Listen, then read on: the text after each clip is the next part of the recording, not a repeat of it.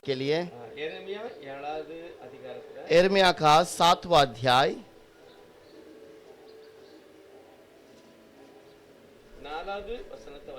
4वां वचन पढ़ेंगे।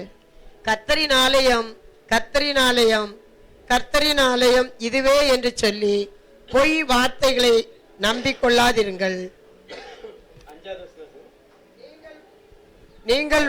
நீங்கள் உங்கள் வழிகளையும் உங்கள் கிரியைகளையும் நன்றாய் சீர்படுத்தி நீங்கள் மனுஷனுக்கும் உள்ள வழக்கை நியாயம் தீர்த்து तुम लोग यह कहकर झूठ बातों पर भरोसा मत रखो। यही यही यहोवा का मंदिर है। यही यहोवा का मंदिर। यदि तुम सचमुच अपने अपने चाल और काम को सुधारो और सचमुच मनुष्य का बीच न्याय करो। ये वचन ऐसे लगता है हमें उसको सही से समझ नहीं पाते हैं।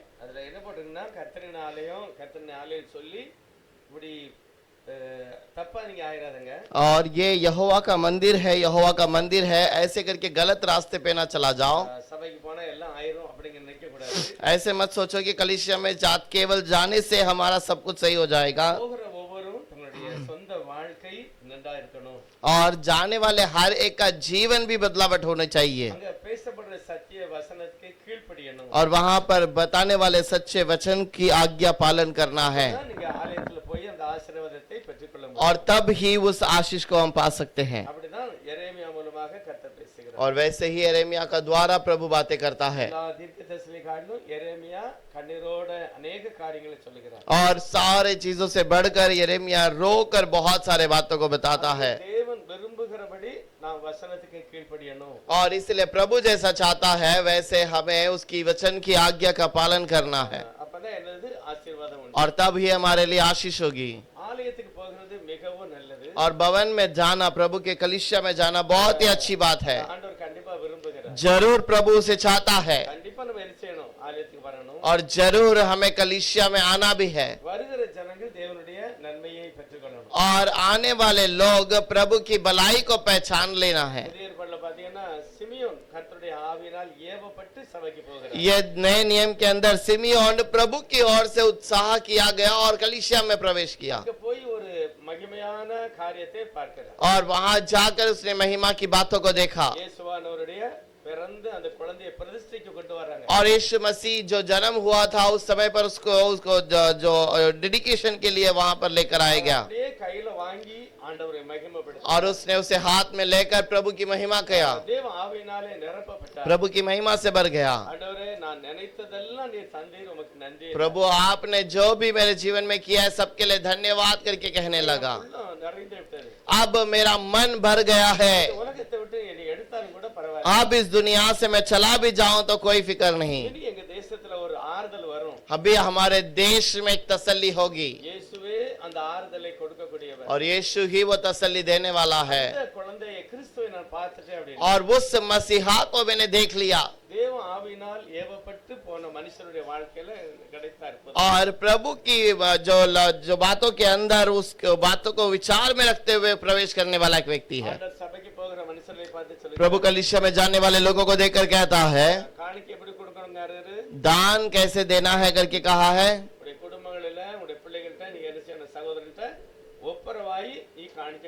और अपने भाईचारे से जो प्रेम है वो तुम्हारा सही होना चाहिए तब ही तुम दान ले आना।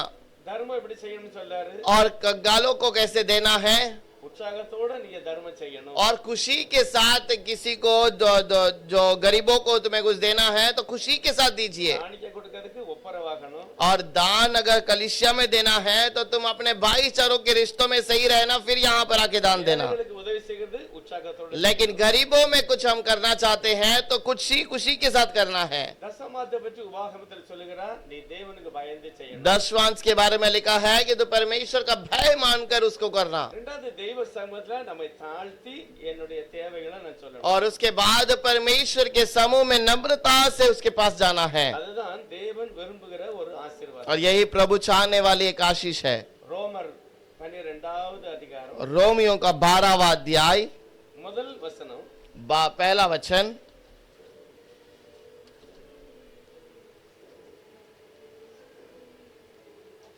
அப்படி இருக்க சகோதரரே, நீங்கள் உங்கள் சரீரங்களை பரிசுத்தமும் தேவனுக்கு பிரியமான ஜீவ பலியாக ஒப்புக் கொடுக்க வேண்டும் என்று தேவனுடைய இரக்கங்களை முன்னிட்டு உங்களை வேண்டிக் கொள்கிறேன். இதுவே நீங்கள் செய்யத்தக்க புத்தியுள்ள ஆராதனை. इसीलिए हे भाइयों, मैं तुमसे परमेश्वर की दया स्मरण दिलाकर विनती करता हूँ कि अपने शरीर को जीविता और पवित्र और परमेश्वर का भवता हुआ बलिदान करके चढ़ाओ, यह तुम्हारी आत्मिक सेवा है. அப்படி இருக்க அப்படின்னு ஆரம்பிக்க. यहाँ पर लिखा है इसीलिए, எப்படி இருக்கிறதுக்கு कैसे रहने के लिए। இதுக்கு முந்தின அதிகாரத்துல கடைசி வசனம் சொல்லுகிறது, उसके पहले अध्याय के आखिरी वचन में लिखा है, தேவன் சர்வ வல்லவர், हमारा प्रभु सर्वशक्तिमान है படைக்கப்பட்ட அத்தனையும் அவருக்காக படைத்திருக்கிறார். और जो भी उसने बनाया है सब कुछ अपने लिए ही बनाया है। எல்லாமே தேவனை மகிமைப்படுத்துகிறது. अब सब कुछ प्रभु की महिमा करता है, நீங்களும் மகிமைப்படுத்தணும். आप भी महिमा करना। அதனாலதான் என்ன செய்யணுமா, इसीलिए क्या करना है, உங்களுடைய சரீரம் பரிசுத்தத்தோடு தெய்வத்தை நீங்கள் ஆராதிக்க வேண்டும். आपका शरीर महिमा के साथ प्रभु की आराधना करना चाहिए। நீங்க சாக வேண்டாம், तो मरना नहीं, செத்ததை போல நீங்க பலிபீடத்தில் ஒப்பு கொடுக்கப்பட்டது போல நீங்க என்ன செய்யணும், கிறிஸ்தவமாய் நடந்து கொள்ளணும். तो मसीहा के सामने अपने आप को उस जीविता बलिदान के रूप में अर्पण करना है। அதுதான் தேவன் விரும்புகிற ஒரு ஆசீர்வாதமான ஒரு வாழ்க்கை. और यही प्रभु यीशु चाहने वाला एक आशीष का जीवन है। இன்னைக்கு மகாராஷ்டிரால பாத்தீங்கன்னா நிறைய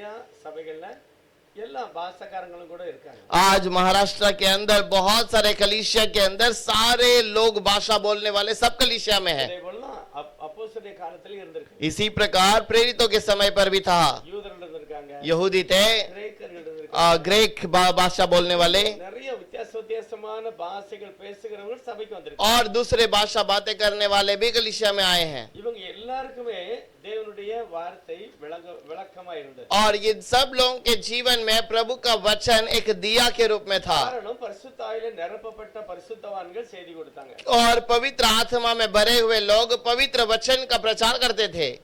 நீங்க புதிய ஏற்பாட்டுல பார்த்தோம் அப்படின்னா यदि हम नए नियम में देखें அவங்களுடைய செய்தியில 1-2 பழைய ஏற்பாட்டுல உள்ள வசனத்தை பேசுவாங்க. और वो वचन के अंदर 1 या 2 पुराना नियम से बातें करते हैं, ஆனா பாக்கி எல்லாமே அவர்களே தேவ ஆவியினால் நிரப்பப்பட்டு அவங்களே வார்த்தையா இருந்தாங்க. और बाकी सब उन्होंने खुद पवित्र आत्मा से पाए हुए वचन के द्वारा बातें करते थे। வீட்டுல பேதுரு பேசும்போது कोर्नेलियो के घर पे जब पतरस ने बातें की 2 வார்த்தையை அவர் பழைய ஏற்பாட்டுல இருந்து பேசுகிறார். और 2 बातों को उसने पुराने नियम से बताया। ஆரம்பிக்கும்போது சொல்லுகிறார் தேவன் பட்சபாதம் உள்ளவர். आरंभ में करता है, कहता है कि प्रभु भेदभाव नहीं करता, அதுக்கு அடுத்து தேவ ஆவியினாலே அவர் வார்த்தையாகவே பேசுகிறார். और उसके बाद परमेश्वर की पवित्र आत्मा के द्वारा वो उसके वचन को बांटने लगा, பேசுறதெல்லாம் கர்த்தருடைய வார்த்தையா இருந்தது. और वो जो भी बातें कर रहा था वो सब प्रभु का वचन था। அடுத்து கிறிஸ்துவுடைய மரணத்தையும் ரட்சிப்பையும் பற்றி பேசுகிறார். और उसके बाद मसीहा का उद्धार के बारे में बातें करने लगा, எல்லாரும் தேவனுடைய ஆவியினாலே நிரப்பப்பட்டார்கள். और वो सारे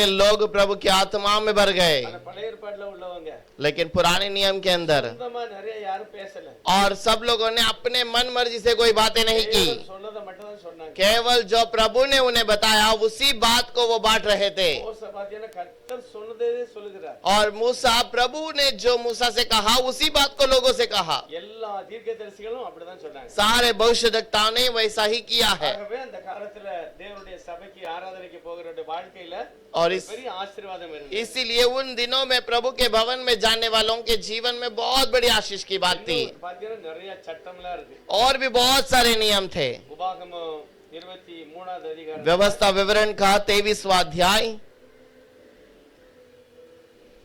அதுல 4வது 5வது வசனம் வாசிக்கலாம். 4 और 5वां वचन पढ़ेंगे। நீங்கள் எகிப்திலிருந்து புறப்பட்டு வருகிற வழியிலே அவர்கள் அப்பத்தோடும் தண்ணீரோடும் உங்களுக்கு எதிர்கொண்டு வராததின் நிமித்தம் உன்னை சபிக்கும்படியாய் மெசொப்பொத்தாமியாவின் ஊராகிய பேத்தோரில் இருந்த பேயோரின் குமாரன் பீலேயாமுக்கு கூலி பேசி அவனை அழைப்பித்தது நிமித்தம் இப்படி செய்ய வேண்டும்.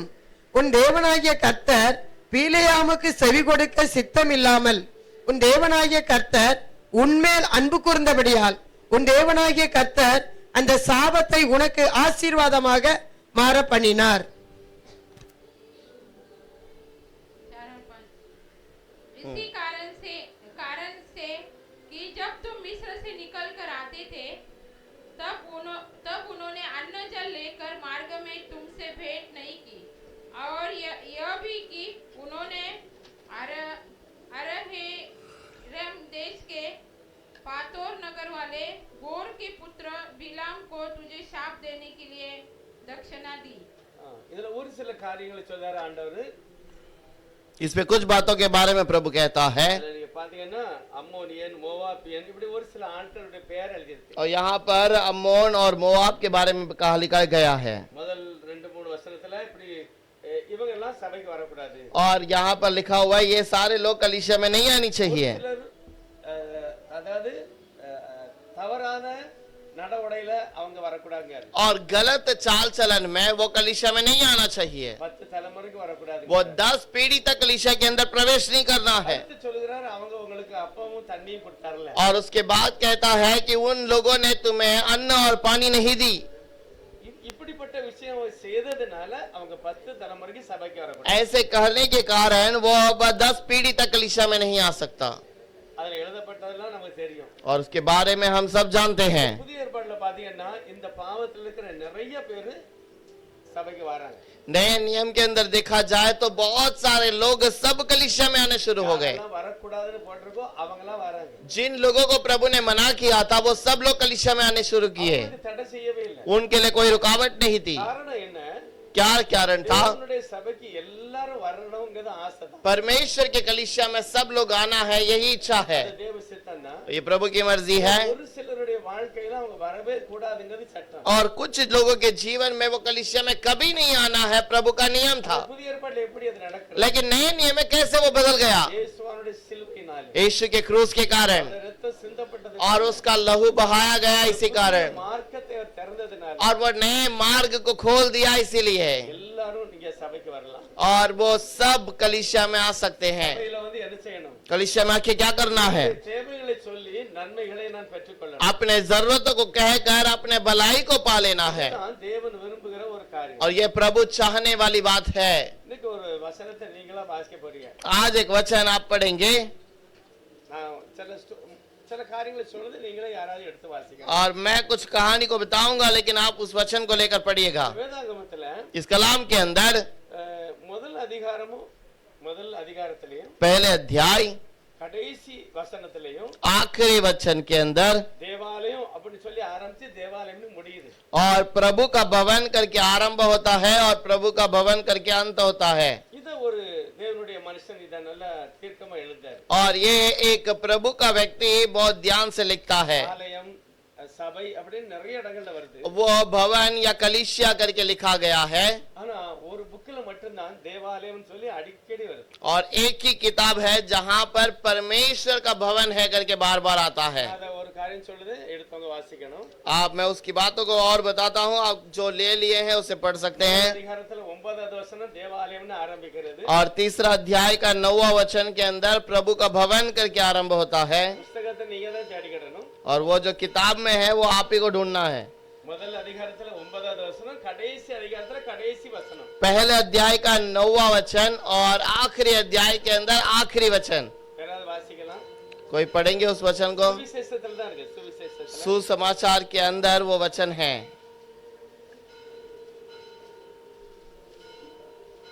நீங்களே தேவனுடைய ஆலயமா இருக்கிறீர்கள், தேவனுடைய ஆவியின் உங்களில் வாசமா இருக்கிறீர்கள் என்றும் அறியாதிருக்கிறீர்களா? நம்ம வாசித்தது சுவிசேஷமா? क्या अभी हमने पढ़ा सुसम? நான் சொன்னதை சரியா கவனிக்கணும். मैं முதல் அதிகாரம் 9வது வசனம் கடைசி அதிகாரம் கடைசி வசனம். पहला अध्याय का आखिरी 9वां वचन और आखिरी अध्याय का आखिरी वचन उसी पुस्तक में है, அது சுவிசேஷத்துல தான். वो सुसमाचार के अंदर है।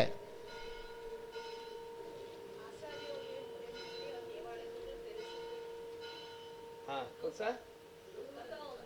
हाँ हाँ राइट. हाँ சரி, கடைசி வசனம், கடைசி அத்தியாயம், கடைசி வசனம்.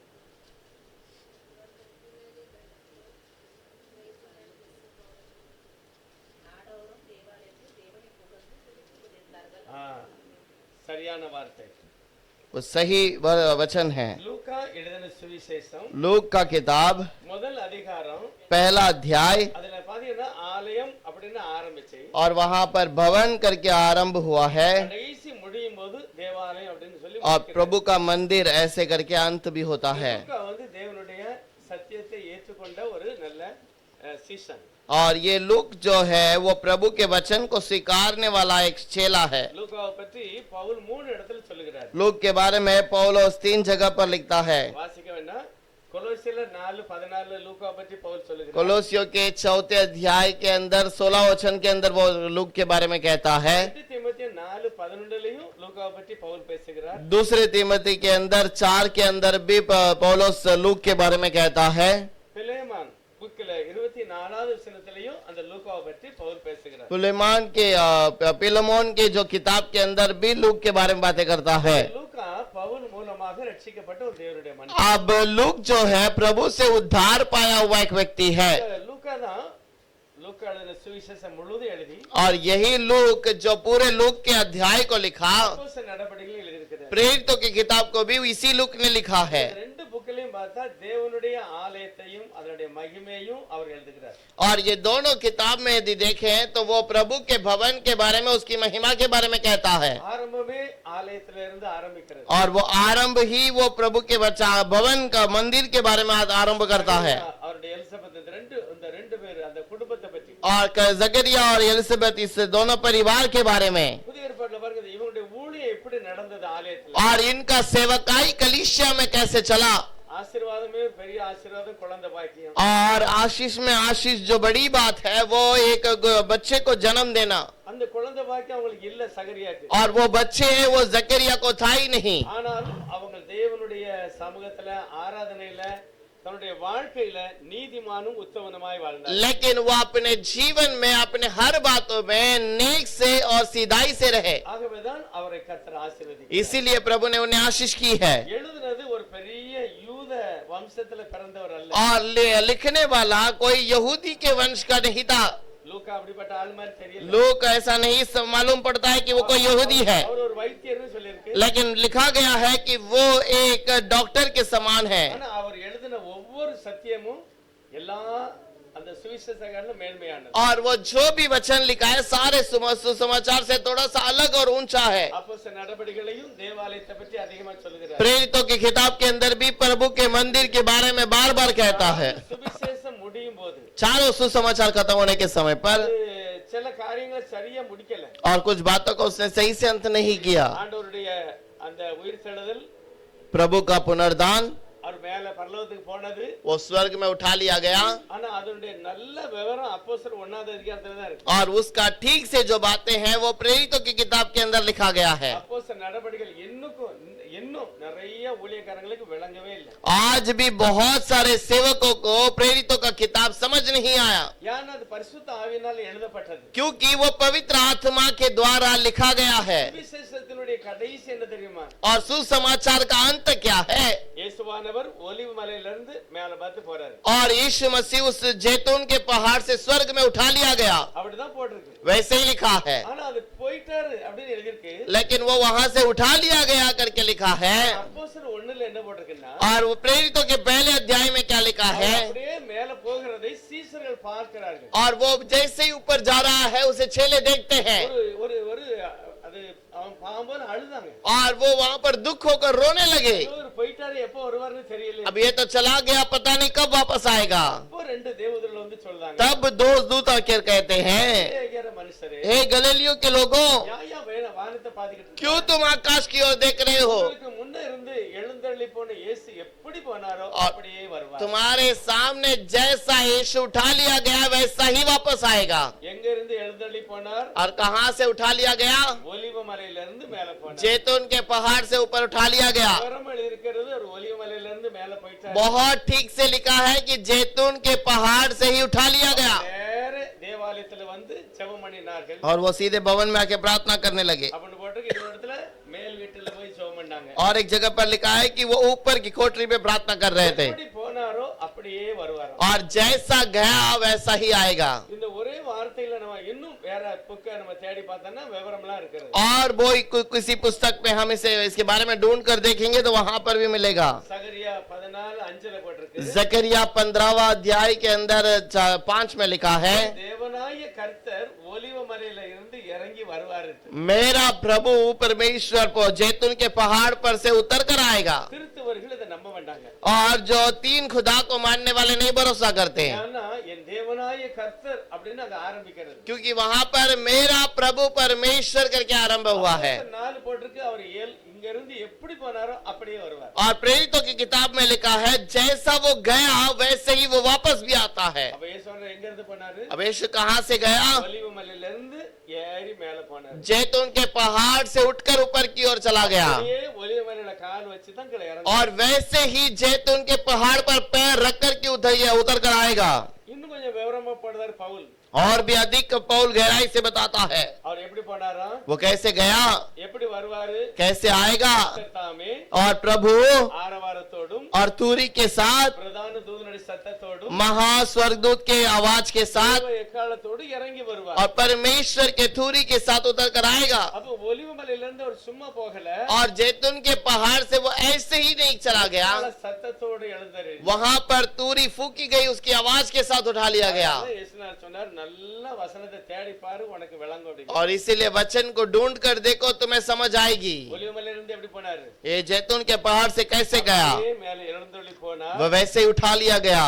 சகரியா சொல்லுகிறார், நிச்சயமா ஒலிவ மலையில கால் வச்சு தான் கீழே இறங்குவார். जकरिया में लिखा है कि जरूर जैतून पेड़ में पर्वत पर पैर रखकर ही उतरेगा। பவுல் சொல்லுகிறார், எக்கால சத்தத்தோட அவர் மேலே போனார். पौलुस कहता है कि तूरी की आवाज के साथ उठा लिया गया। தாவீது கூட சொல்லுகிறார் 46வது சங்கீதத்துல 5வது வசனத்துல, दाऊद भी कहता है भजन संहिता 46 के अंदर 5वां वचन पर, கர்த்தர் எக்கால சத்தத்தோட எழுந்தருளி போனார். और परमेश्वर तूरी की आवाज के साथ उठा लिया गया। பவுல் சொல்லுகிறபடி கண்டிப்பா அப்படியே வருவார். और पौलुस ने जैसा कहा वैसे ही वो वापस भी आएगा। ஒரே ஒரு தெய்வம் சர்வ வல்லவர் அப்படிங்கிற விசுவாசிக்கிறவங்களுக்கு மட்டும் தான் ஏற்றுக்கொள்ள முடியும். और एक ही खुदा है, उसको सही से पहचानने वाले ही उसे समझ सकेंगे। குமாரனாக எழுந்தருளி போனார். और मनुष्य के पुत्र के समान उठा लिया गया, தாவீதின் குமாரனாக இறங்குவார். दाऊद के पुत्र के रूप में उतर कर आएगा। சர்வ வல்லமுள்ள ஆண்டவர். वही सर्वशक्तिमान प्रभु है। எழுதும்போது इसे लोक ने जब लिखा, புதிய ஏற்பாட்டினுடைய சபையின் அஸ்திவாரம். और नए नियम का जो नींव जो है, அஸ்திவாரம் என்னது? नींव क्या है? சகரியா சொல்லுகிறார், அற்பமான ஆரம்பத்தினால். और पौलुस साउल कहता है कि वो पौल कहता है, சகரியா जकरिया कहता है कि वो एक छोटा सा दिन है, அது அற்பமான ஆரம்பத்தினால். वो बहुत ही एक छोटा सा आरंभ का दिन है, சாதாரணமா ஆரம்பிக்கப்பட்ட वो நாள். साधारण रूप में आरंभ किया गया दिन है। அது சாதாரணமா ஆரம்பிக்கப்பட்டது. वो साधारण रूप में आरंभ किया गया அது படர்ந்து பெருகி இருக்கிறது. और वो बहुत ही अधिक से बढ़ गया। பாருங்க, சகரியால கொஞ்சம் நல்ல விவரமா போடுகிறார். जकरिया में वो बहुत अच्छे से लिखता है। 4வது அதிகாரம் जकरिया का 4वां अध्याय 9வது வசனம் சொல்லுகிறது, 9वां वचन में लिखा है, புதிய ஏற்பாட்டு சபை எப்படி அஸ்திபாரப்படுத்தப்பட்டது. और नए नियम की कलीसिया का नींव कैसे डाला गया। ஜெருபாபேல் கைகள் இந்த ஆலயத்துக்கு அஸ்திபாரம் போட்டது. जरुब्बाबेल के हाथों ने इस भवन का नींव डाला है। எந்த ஆலயத்துக்கு? कौन से भवन का? அற்பமாக ஆரம்பிக்கப்பட்ட சபைக்கு. जो बहुत ही तुच्छ जाने वाले छोटे दिन में आरंभ किया गया कलीसिया को। 7வது वचனம் அப்படி போட்டிருக்கிறது, 7वां वचन में ऐसे लिखा है, பர்வதமே நீ எம்மாத்திரம். हे बड़े पर्वत तू किसका लायक है। இந்த இடத்துல ஜெருபாபேல் அப்படிங்கிறது இயேசுவானவரை அடையாளப்படுத்துகிறது. और इस जगह पर जरुब्बाबेल जो है वो यीशु को दोहराता है, அவர்தான் தலைக்கல்ல வந்து கொண்டு வருவார். और वही उस मुख्य सिरे के पत्थर को ले आता है। 9வது வசனம் அஸ்திபாரத்தை சொல்லுது, 7வது வசனம் முடிவை சொல்லுகிறது. और 7वां वचन आरंभ को बताता है और 9वां वचन अंत को बताता है। எல்லாம் புரியணும். अच्छे से समझना है। அஸ்திவாரம் போட்டது 9ல. और नींव डाला गया 9वें अध्याय के वचन के अंदर। ஆண்டவர் எப்போ வருவாரா? प्रभु कब आएगा, எப்படி வருவார்? कैसे आएगा? அவர் தலைக்கல்லை கொண்டு வருவார். और वो उसके सिरे के मुख्य पत्थर को ले आता है। நம்மலாம் யாரு? हम सब कौन हैं? இயேசு கிறிஸ்துவின் சரீரம். हम सब यीशु के शरीर है। தலை யாரு? और सर कौन है? இயேசுநாதர். यीशु है। இப்ப இயேசு எப்பொழுது சபையில வந்து பொருந்துகிறாரோ और यीशु कलीसिया के साथ जब जुड़ जाता है அப்பொழுது சபை மறுரூபப்பட்டு மேல போகிறது. और तब कलीसिया रूपांतर में उठा लिया जाता है। தீர்க்க தரிசனம் எழுதுகிறார். लेकिन भविष्यद्वक्ता के रूप में लिखता है। அது அற்பமான இந்த ஆரம்பத்தின் நாள். और ये छोटा सा एक तुच्छ जाने वाले दिन में ஜெருபாபேல் தான் அஸ்திவாரமே போடுறார். जरुब्बाबेल उसका नींव डालता है। ஆகவே நீங்க என்ன சொல்லணும்னா அதுக்கு கிருபை உண்டாவதாகன்னு சொல்லணும். और इसलिए तुम्हें कहना है कि उसके ऊपर अनुग्रह हो, उसके ऊपर अनुग्रह हो। 9வது வசனம் சொல்லுகிறது 9वां वचन में लिखा है ஜெருபாபேலின் கைகளே இதுக்கு அஸ்திவாரம் போட்டது. जरुब्बाबेल के हाथों ने ही इसका नींव डाला है। கொரிந்தியர் 3:11 சொல்லுகிறது. और कोरिन्थियों का 3:15 में लिखा है, 11 में। போடப்பட்டிருக்கிற கிறிஸ்து இயேசுவை அல்லாமல் और डाला गया नींव जो यीशु मसीह के अंदर है, வேறொரு அஸ்திவாரம் போட ஒருவனாலும் கூடாது. और कोई नींव कोई और डाल ही नहीं सकता। ஆளுக்கு ஒரு அஸ்திவாரம் போடுவாங்க. क्या सब अपना अपना नींव डालेंगे? ஆனா பைபிள் என்ன சொல்றது? என் சபையை நான் கட்டுவேன். लेकिन प्रभु कहता है मेरा कलीसिया का जो नींव है मैं बनाऊंगा। அவர்தான் அஸ்திவாரம். और वही उसका नींव है। அவர்தான் அஸ்திவாரம் போடணும், அவர்தான் முடிக்கணும். और वही उसका नींव डालना है, वही उसका अंत भी करना है। அது அடுத்து 10வது வசனம் சொல்லுது அற்பமான ஆரம்பத்தின் 10वां वचन में लिखा है ये एक छोटा सा तुच्छ जाने वाला दिन है। அப்போஸ்தலர் நடபடிகள் प्रेरितों की किताब முதல் அதிகாரம் और पहला अध्याय 10வது வசனத்துல சீஷர்களை பார்த்து கர்த்தர் சொல்லுகிறார் 8वां वचन के अंदर चेलों को देखकर प्रभु ने कहा ஆவியானவர் வரப்போகிறார். पवित्र आत्मा आने वाला है, நீங்க காத்திருக்கணும். उसी का इंतजार करो। அவர் என்ன செய்வார்? வாசிக்கலாம் 1:8. पहला अध्याय का 8वां वचन पढ़ेंगे। பரிசுத்தாவி உங்களிடத்தில் வரும்போது நீங்கள் பலனடைந்து எருசலேமிலும் யூதேயா முழுவதிலும் சமாரியாவிலும் பூமியின் கடைசி பரியந்தமும் எனக்கு சாட்சிகளாய் இருப்பீர்கள் என்றார்। परंतु जब पवित्र आत्मा तुम पर आएगा तब तुम सामर्थ्य पाओगे और यरूशलेम और सारे यहूदियों और समारिया में और पृथ्वी के छोर तक मेरे गवाह होंगे। அப்போ பரிசுத்தாய் ஒரு ஆளுக்குள்ள வந்துட்டா அந்த ஆளுக்கு என்ன செய்வாங்க? अब पवित्र आत्मा यदि किसी के अंदर आ गया तो वो आदमी क्या कर सकता है? அவங்க ட்ரினிட்டிக்கு गवाह இருக்க மாட்டாங்க, இயேசுவுக்கு சாட்சியா இருப்பாங்க. वो 3 खुदा के लिए गवाही नहीं रहेंगे, वो केवल यीशु के लिए गवाही में रहेंगे। யெகோவா விட்னஸ்க்கு அவங்க சாட்சியா இருக்க மாட்டாங்க, இயேசுவுக்கு சாட்சியா இருப்பாங்க. और वो यहोवा विटनेस के लिए गवाही में नहीं रहेंगे, केवल यीशु की गवाही करेंगे। பைபிள் சொல்லுகிறது बाइबल कहती है அவரே எல்லாவற்றுக்கும் மூல காரணம். और वही सबका मुख्य कारण है, அவர்தான் அஸ்திவாரம் போடுகிறார், அவர்தான் முடிப்பார். और वही उसका नींव डालता है, वही उसका अंत भी करता है। அவருடைய கைகளே இந்த ஜெருபாபேலுடைய ஆலயத்தை முழுமையாய் மாற்றுகிறது. और वही उसी का हाथ इस जरुब्बाबेल के भवन को परिपूर्ण करता है। இதெல்லாம் தீர்க்கதரிசனம் சொல்லிருக்கு பழைய ஏற்பாட்டுல. ये सब भविष्यवाणी की गई है पुराने नियम पर। பரிசுத்தாவில நிரப்பப்பட்ட இந்த லூக்கா எழுதுகிறாரு. पवित्र व्यक्ति जो लूक लिखता है அந்த அப்போஸ்தலர் முதல் அதிகாரத்துல प्रेरितों की किताब पहले अध्याय में, அவர்கள் எல்லாரும் அந்த ஒலிவ மலையில கூடி இருந்தாங்க 11வது வசனத்துல. वो सारे लोग वो जैतून के पहाड़ पर इकट्ठे थे। இப்ப இயேசுவானவர் மேல போயிட்டாரு. अब यीशु उठा लिया गया। 12வது வசனம் சொல்லுகிறது 12 वचन में लिखा है அவர்கள் எருசலேமுக்கு சமீபமாய் ஒரு ஓய்வு நாள் பிரயாண தூரத்தில் உள்ள ஒலிவ மலை எனப்பட்ட ஒலிவ மலைக்கு போனாங்க. और तब वे जैतून नाम पहाड़ से जो यरूशलेम के निकट 1 सप्ताह के दिन की दूरी पर थे यरूशलेम को लौटे। எங்க இருந்து? ஒலிவ மலையில இருந்து जैतून के पहाड़ से उस यरूशलेम तक। இப்ப 4 சுவிசேஷம் முடிகிறத இது கரெக்ட்டா திருஷ்டாந்தப்படுத்துறது, அது அப்படிதான். और 7 जो चारों सुसमाचार जहाँ पर खत्म होता है, यहाँ पर ये बताता है ये वो जो चारों सुसमाचार सही है, அங்கதான் கண்டினியூ ஆகுது, இதுலதான் वहां से ही वो आरंभ होता है। சுவிசேஷம் என்ன சொல்லுகிறது? सुसमाचार क्या कहता है? மாம்சத்துல பிறந்தார், वो मांस में जन्म लिया ஊழியம் பார்த்தார், और ஊழியம் और செய்தார். सेवकाई किया। நம்ம எல்லாருக்காக கிருபாதார பலியாக பலியானார், हम हर एक के लिए अनुग्रह के रूप में दया बलिदान हो गया, எழுந்தார், जी उठा, பரலோகத்துக்கு எடுத்துக்கொள்ளப்பட்டார். स्वर्ग में उठा लिया गया। எப்படி எடுத்துக்கொள்ளப்பட்டார்? कैसे उठा लिया गया? जैतून के पहाड़ से। இது அப்போஸ்தலர் நடவடிக்கையில உறுதிப்படுகிறது. சொல்லப்படுகிறது. ये प्रेरितों की किताब के अंदर स्थिर किया गया है। பிறகு அவங்க நேரே எருசலேம்ல வந்து காத்திருந்து ஜெபம் वो பண்ணுகிறாங்க. यरूशलेम में आकर इंतजार करने लगे। அப்போஸ்தல நடபடிகள் முழுவதும் விளங்கலன்னா அவங்க தேவனுடைய வார்த்தையை புரிந்து கொள்ள முடியாது. प्रेरितों की किताब यदि समझ नहीं आता है तो आप कलाम को नहीं समझ पाएंगे। புதிய ஏற்பாட்டுடைய அஸ்திபாரமே அப்போஸ்தல 2வது அதிகாரம் தான். नए नियम का नींव ही प्रभु का वचन है பரிசுத்த ஆவியானவர் வந்து தான் சபையை ஆரம்பிக்கிறார். और पवित्र आत्मा आकर ही कलीसिया का आरंभ करता है। இயேசு அப்படிதான் சொன்னாரு. यीशु ने ऐसे ही कहा, நான் என் சபையை கட்டுவேன். मैं अपनी कलीसिया बनाऊंगा, அவர்தான் கட்டுவார். वही बनाएगा வேற யாரும் கட்ட முடியாது. और कोई नहीं बना सकता। அவர் கற்பாறையாக இருக்கிறார். और वो चट्टान है, நம்ம எல்லாம் கல்லு. हम सब पत्थर हैं அதுல வைக்கப்பட்ட ஒரு கல்லாக நம்ம இருக்கலாம். और हम सब उस पे रखे गए पत्थर हैं, முழுவதும் தேவனுடைய சரீரமாகிய சபை. लेकिन हम सब उसके कलीसिया के एक भवन के अंदर हैं। இப்போ அவங்க கூடி ஜெபம் பண்ணாங்க. अब वो सब इकट्ठे होकर प्रार्थना करने लगे। சொல்லிட்டு போனாரு பரிசுத்தாய் வரும்.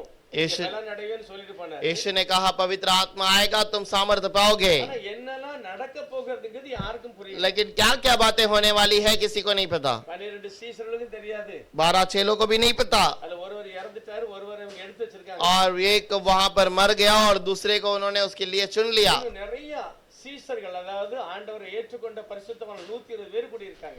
और कुछ चेले भी वहां पर इकट्ठे हुए हैं இவங்க எல்லாரும் கூடி ஜெபம் பண்ணுதாங்க. और ये सब मिलकर प्रार्थना करते हैं இவங்களுக்கு தெரியாது இவங்களுடைய எதிர்பார்ப்பு இப்படி கிடையாது. और इनको पता नहीं, इनका इंतजार इस बात की नहीं है। தேவனுடைய ஆவி அவர்கள் எல்லாரையும் நிரப்பினது. लेकिन प्रभु का वचन उन सबको भरने लगा है। அதாவது மேல் வீடு நிரப்பப்பட்டது.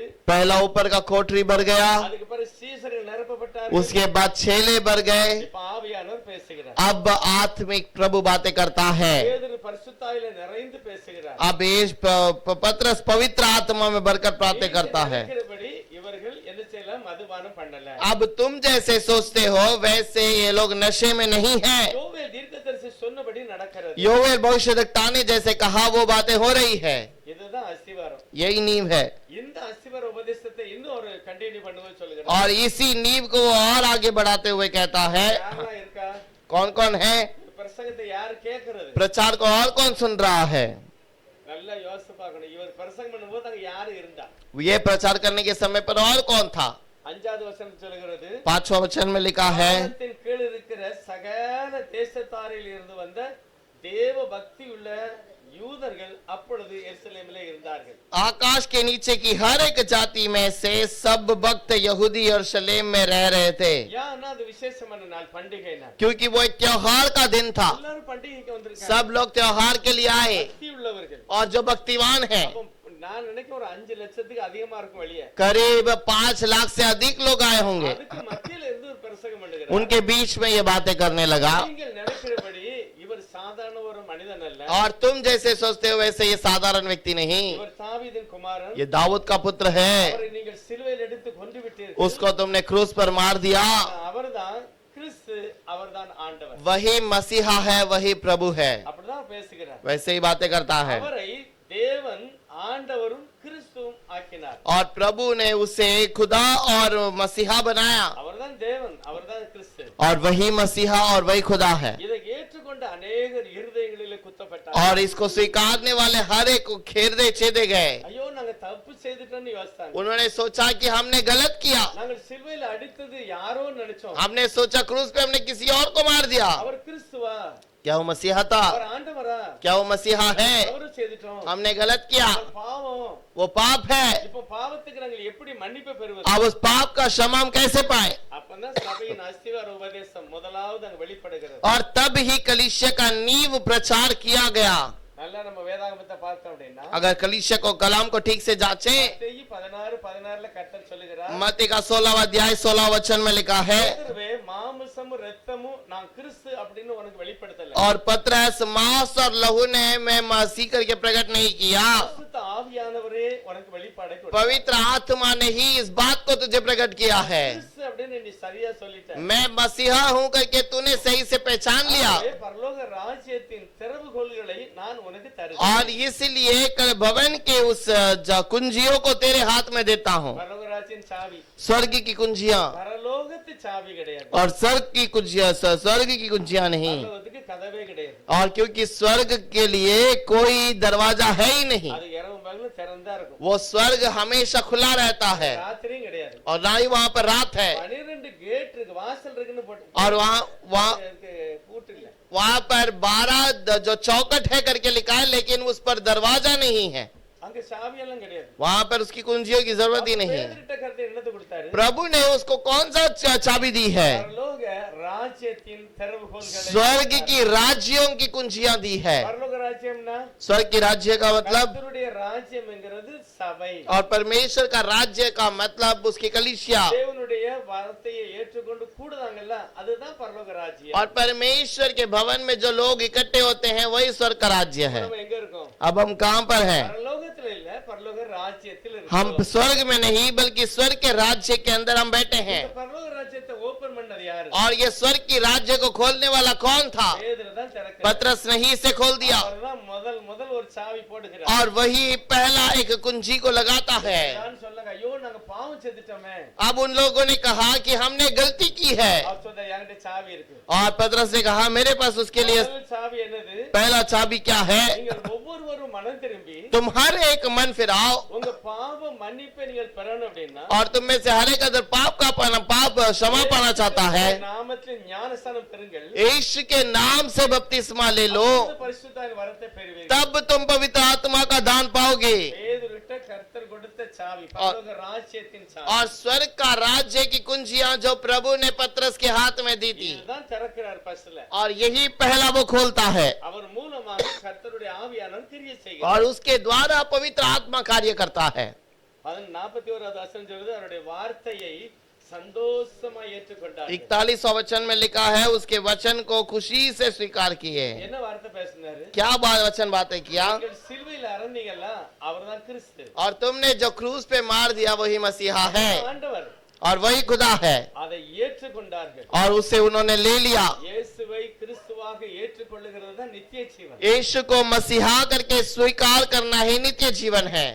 யாருக்கு நித்திய ஜீவன் கிடைக்கும்? किसको नित्य जीवन मिलेगा? ஒன்றான மெய்தேவனாகிய உம்மையும் और सच्चा परमेश्वर आपको நீர் அனுப்பின குமாரனையும் யாரு விசுவாசிக்கிறார்களோ அவருக்கு தான். और तूने जो भेजा उस पुत्र को जो विश्वास करता है उसी को, யார் அதை அறிந்து கொண்டார்களோ அவர்களுக்கு நித்திய ஜீவன். और जो उसे पहचान लेते हैं उनके लिए नित्य जीवन है। பேதுரு அந்த சாவியை போடுகிறார். और पतरस उस कुंजियों को देता है। முதல் 3000 பேர் இயேசுவினுடைய நாமத்தில் ஞானஸ்நானம் பெறுகிறார்கள். पहला 3000 लोग यीशु के नाम से बपतिस्मा लिए இதுதான் முதல் சபையினுடைய ஃபவுண்டேஷன். और यही पहला कलीसिया का नींव भी है। அடுத்த வசனம் சொல்லுது, ஏராளமானவர் ஞானஸ்நானம் பெற்றார்கள். उसका अगला वचन में लिखा है और अधिक लोगों ने बपतिस्मा लिया 1000 பேர் 5000 பேர் திரளான பேர். और 3000 5000 और उसके बाद और अधिक से लोग। இது அப்போஸ்தலர் நடபடிகள்ல லூக்கா விவரமாக ஆவி நிறைவோடு எழுதுகிறார். ये प्रेरितों की किताब के अंदर लूक आत्मिक अगुवाई के अनुसार लिखता है। இப்ப நான் லூக்கா பத்தி சொல்ல போறேன். अब मैं लूक के बारे में कहना चाहूंगा।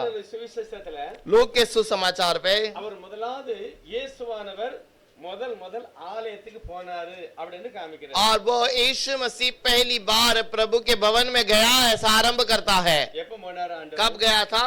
யாராவது வாசிக்கலாம் லூக்கா 2வது அதிகாரத்துல. लूक 2 अध्याय 21 22 என்ன? 23 இருக்கு முதற் பேரான எந்த ஆண்டு?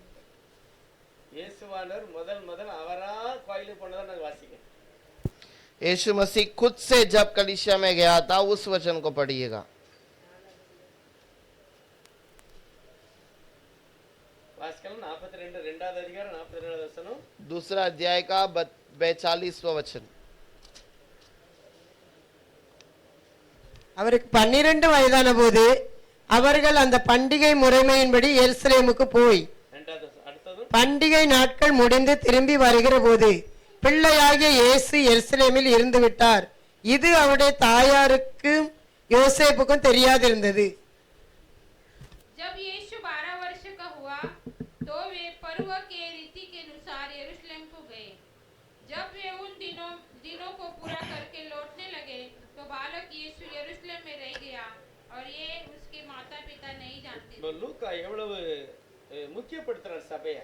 कलीसिया को वो कितना मुख्यता देता है। எந்த சுவிசேஷத்திலே சொல்லப்படாத ஒரு சத்தியம். कोई सुसमाचार पे नहीं कहा जाने वाली बात। லூக்கா சொல்லுகிறார் இவர் 12வது வயசுலயே தாய் தகப்பனோட சபைக்கு போனார். लूक कहता है कि 12वां उम्र में वो परिवार के साथ कलीसिया में गया।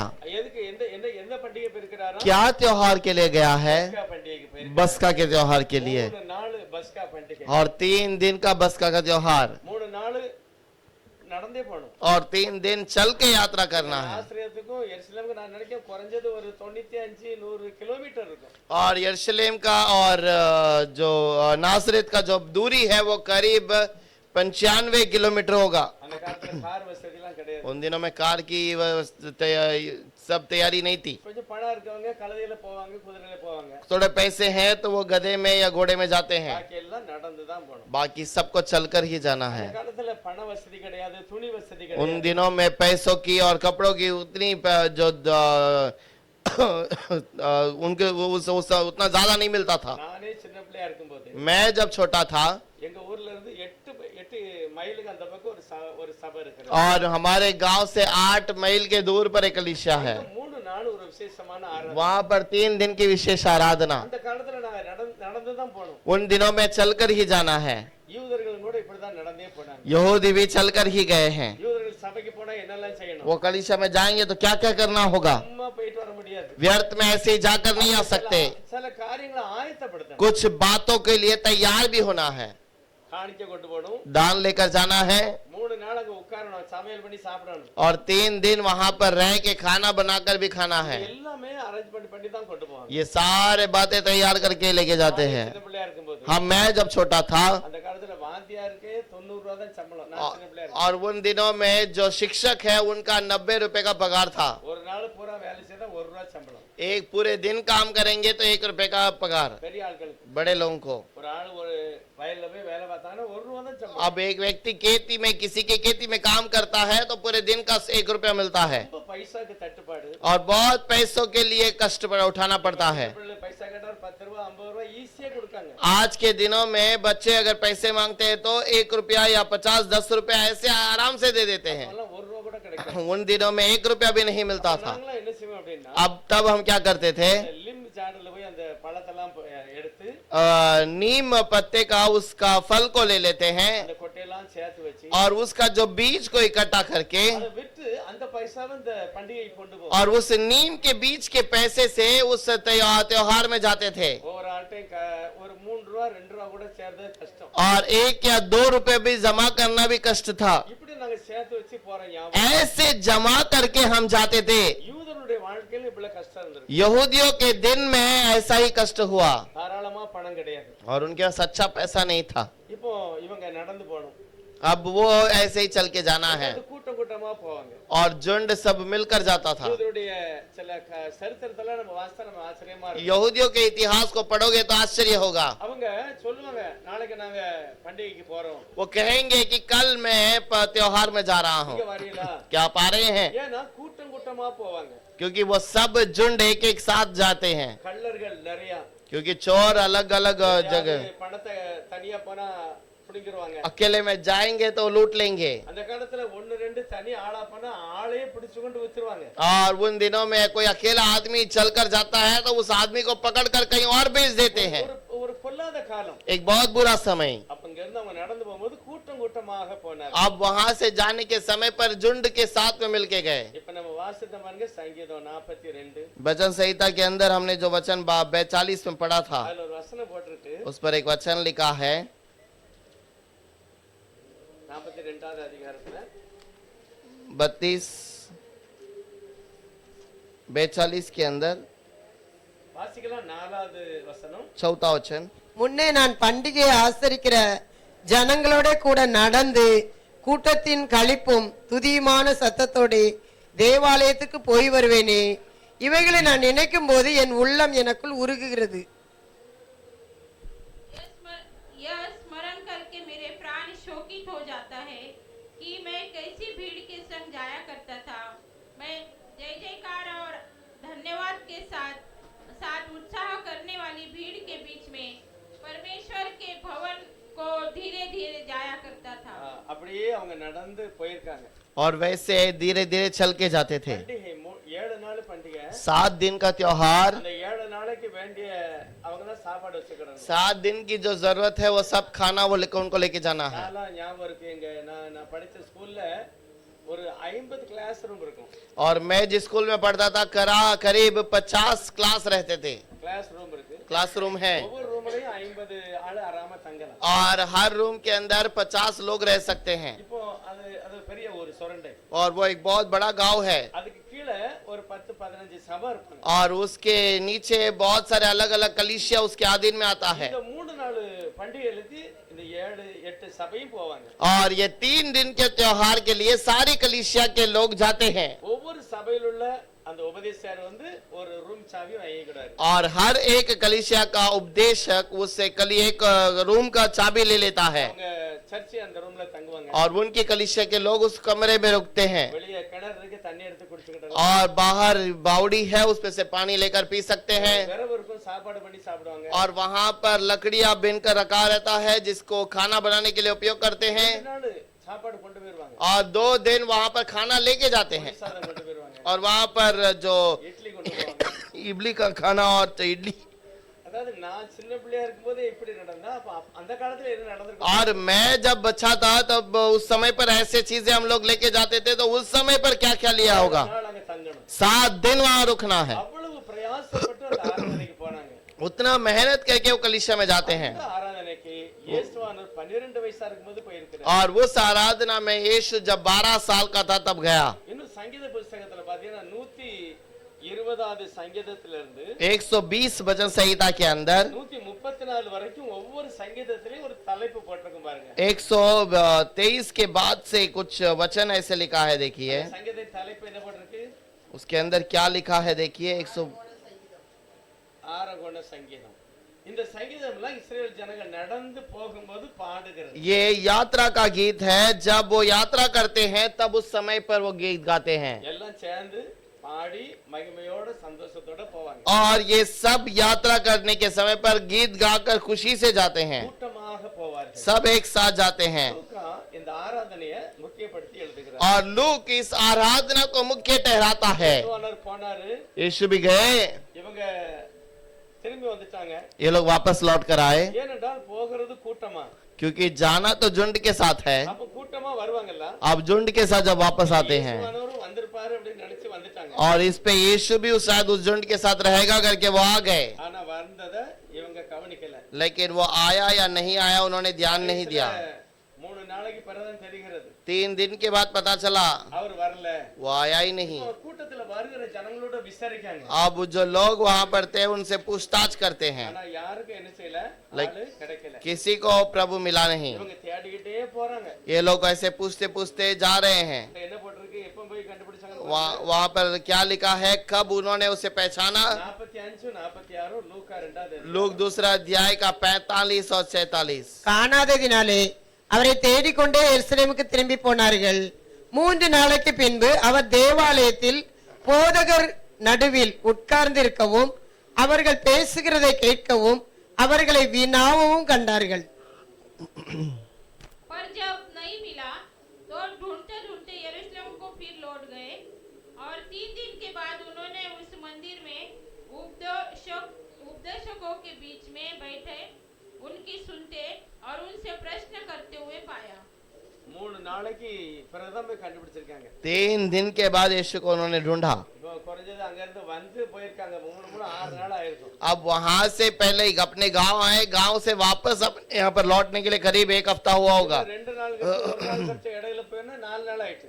और 1 या 2 दिन के बाद लौटे होंगे तो भी 4 दिन हो गए। இந்த 4 நாள் ஆண்டவர் சாப்பாடு யார் கொடுத்திருப்பார்? ये 4 दिन यीशु को खाना किसने दिया होगा। எருசலேம்ல எல்லா வசதியுமே இருந்திருக்கு. यरूशलेम के अंदर सारा तैयारी था। நான் சொர்ணில் இருக்கும்போது பார்த்திருக்கேன், அங்க ஒரு ஆளு எப்பவும் தண்ணி எடுத்துக்கொண்டு எல்லா ரூம்லயும் நர்ஸ் வைப்பார். और मैंने देखा है एक आदमी जब चरंडे में मैं था तो वहां पर हर कमरे में पानी भर कर रखता है வெளிய பெரிய பெரிய ட்ரம்ல நர்ஸ் வைப்பார். அவர் வேலையே தண்ணி நர்ஸ் और उसका काम ही है पानी भर के रखना। पानी पीने का पानी हर कमरे में भरता है இந்த ஒழுங்கு அந்த காலத்துல பண்ணிருக்காங்க. और उन दिनों में वैसा काम किया है। இப்ப பைப் திருப்பேத்துல தண்ணி வரும். आज नल खोल देते हैं तो पानी आ जाता है। அவ்வளவு நெருக்கத்திலையும் ஆண்டவரை ஆராதிக்க ஜனங்கள் போனார்கள். और वैसे संकट के समय पे भी प्रभु की आराधना करने में लोग जाते थे। இயேசுவானவரும் போயிருக்கார், यीशु भी वहां पर 12 साल में गया था। லூக்கா சொல்லுகிறார் அவர் பஸ்கா பண்டிகைக்கு போயிருக்கிறார். लूक कहता है कि यीशु बसका के उस त्योहार पे गया இவங்க போய் நாங்கள் அந்த விசாரத்தோட தேடணும். और इन तो कहा कि हम सब जगह पे तुझे ढूंढे, எப்படி நீ இந்த மாதிரி எங்களை விட்டுட்டு வந்துட்டே அப்படி? कैसे तो हमें छोड़कर आ गया। இப்ப இதுல தான் இயேசுவானவர் முதல் சொன்ன வசனமே எழுதியிருக்கிறார். और यीशु पहले बार जो बात कहा है वो लिखा हुआ है। இயேசுவானவர் தன் வாயை திறந்து பேசின முதல் வார்த்தை अब यीशु अपने मुंह खोल कर लिखा हुआ बात 49 அதற்கு அவர், நீங்கள் ஏன் என்னை தேடினீர்கள்? என் பிதாவுக்கு அடுத்தவைகளில் நான் இருக்க வேண்டியது என்று அறியீர்களா என்றார். 49 उसने उनसे कहा, तुम मुझे क्यों ढूंढते थे? क्या नहीं जानते कि मुझे अपने पिता के भवन में होना अवश्य है? இப்ப இயேசுவானவர் தன்னுடைய தாயை பார்த்து சொல்லுகிறார், நீங்க ஏன் என்னை தேடுறீங்க? यीशु कहता अपने माँ को देखकर कि क्यों मुझे ढूंढी, நாம் தேவனுக்கு முக்கியத்துவம் கொடுக்கணும் நீங்க எனக்கு சொல்லிருக்கீங்க. और तुमने कहा कि परमेश्वर का मुख्यता करना है, கற்பனை எல்லாம் நீங்க சொல்லி கொடுத்திருக்கீங்க. सारी आज्ञाओं को तुमने मुझे सिखाया है என்னை பற்றி நிறைய உனக்கு தெரியும். और मेरे बारे में तुम बहुत जानते हो। அப்ப நான் எங்க இருக்கணும் உனக்கு தெரியாதா? अब तुम्हें पता नहीं कि मुझे कहाँ रहना चाहिए, என்னை தேடினீர்கள். क्यों मुझे ढूंढने लगे। 12வது வயசுல சொல்லுகிறார். 12 उम्र में कहने लगा। இப்ப தயவு செய்து 12 வயசுக்கு மேல இருந்தாலும் சரி கொஞ்சம் குறையா இருந்தாலும் சரி எல்லாரும் தயவு செய்து கவனிக்கணும். और 12 साल के ऊपर है या 12 साल के नीचे है, सब लोग ध्यान देना है। கவனிக்கணும். ध्यान। 12வது வயசுல சொல்லுகிறார், और यीशु मसीह 12 साल में कहता है, ஏன் தேடுனீங்க? मुझे तुमने क्यों ढूंढा। அடுத்த வசனத்தை பாத்தீங்கன்னா अगला वचन में अगर देखें, அந்த அடுத்த வசனம் சொல்லுகிறது, அவங்க ஆண்டவர் சொன்னது சில காரியம் உங்களுக்கு புரியல. और प्रभु ने जो कहा कुछ बातें वो समझ नहीं पाए। நம்ம எல்லாருக்கும் புரியும்படி எழுதப்பட்ட வார்த்தை வாசிக்கலாம். 51 हमको समझने के समान जो कहा है वो बात को पढ़ेंगे। பின்பு அவர் அவர்களுடனே கூட போய் நாசரேத் ஊரில் சேர்ந்து அவர்களுக்கு கீழ்ப்படிந்திருந்தார். அவருடைய தாயார் இந்த சங்கதிகளை எல்லாம் தன் இருதயத்திலே வைத்துக் கொண்டாள். எல்லாரும் வாசிக்கலாம் அந்த வசனத்தை. 51 तब वह उनके साथ गया और नासरत में आया और उनसे वैसा ही रहा, और उसकी माता ने ये सब बातें अपने मन में रख ली। இந்த கீழ்ப்படிந்தார்னு போடுறதா நிறைய பேருக்கு பிடிக்காது. और ये आज्ञा मानकर चले हैं करके लिखा है तो बहुत लोगों को पसंद नहीं आता है। நிறைய பேருக்கு கீழ்ப்படிந்ததே பிடிக்காது. बहुत सारे लोगों को आज्ञा मानना पसंद ही नहीं। இங்க யாராவது கீழ்ப்படியக்கூடிய பிள்ளைகள் யாரெல்லாம் இருக்காங்களோ, और यहाँ पर जो आज्ञा मानने वाले बच्चे हैं யாரெல்லாம் கல்யாணம் முடியாம இருக்காங்களோ எல்லாருமே கீழ்ப்படியணும்.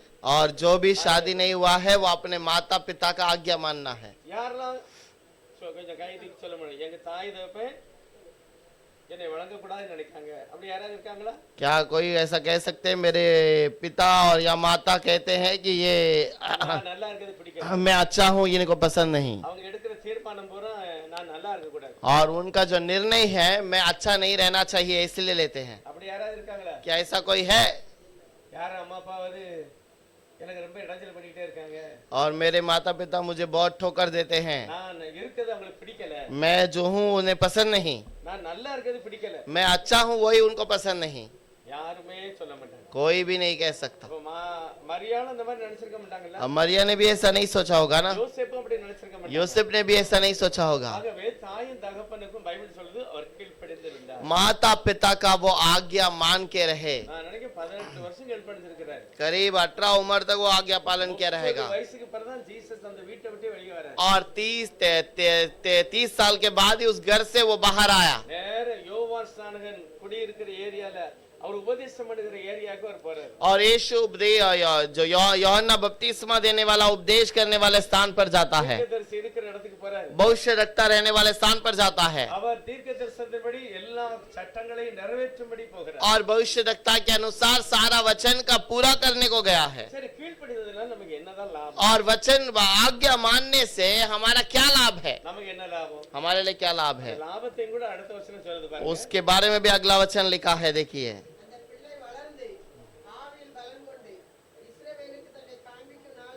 இல்ல 51ல முத வாசிக்கலாம். அவர் கீழ்ப்படிந்தார். இப்ப மரியாள் எல்லாவற்றையும் இருதயத்துல வச்சுக்கிட்டாங்க.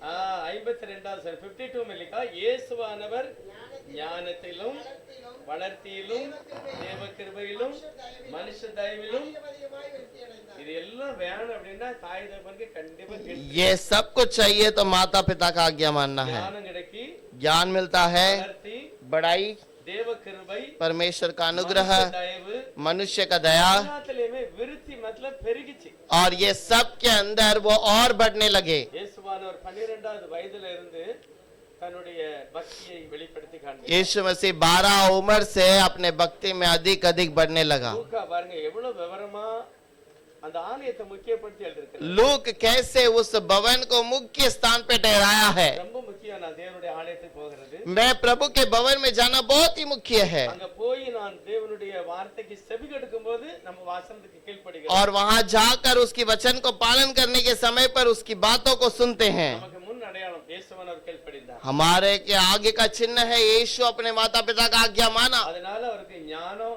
நிறைய இருந்தது और इसलिए उसे बहुत ज्ञान था, வளர்ச்சியில और उसके बड़ाई में, தேவ கிருபையில परमेश्वर के अनुग्रह में, मनुष्य के दया में, எல்லாமே அதிகமாய் கிடைக்கும் और सब में अधिक अधिक उसे मिलने लगा।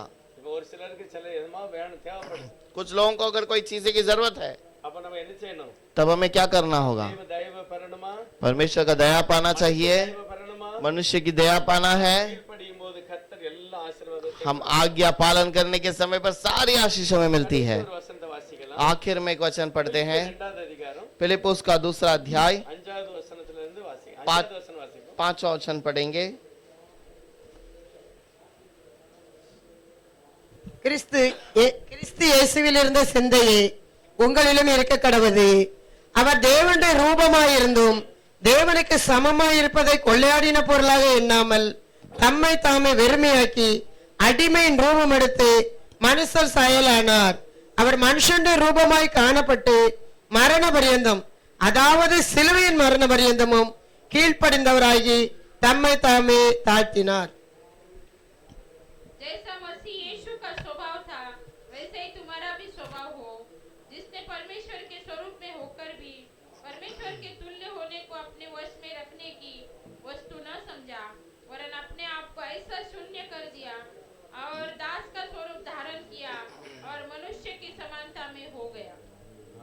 விசேஷம் என்னன்னா எல்லா விதத்திலும் தன்னை தாழ்த்தினார் विशेष बात यह है कि सारे चीजों में अपने आप को नम्र किया, கீழ்ப்படிந்தார் वो आज्ञा माना, அதுதான் மேன்மை और वही मुख्य बात है। அப்படிப்பட்ட ஆசீர்வாதத்தை நம்ம எல்லாருக்கும் தரணும் அப்படின்னா प्रभु ऐसे आशीष को हम हर एक को दे, தேவ வசனத்துக்கு கீழ்ப்படிவோம் हम परमेश्वर की आज्ञा का पालन करें। கர்த்தர் உங்களை ஆசீர்வதிப்பார் प्रभु आपको आशीष करे। நம்ம எல்லாரும் சோமடலாம் हम सब प्रार्थना करेंगे।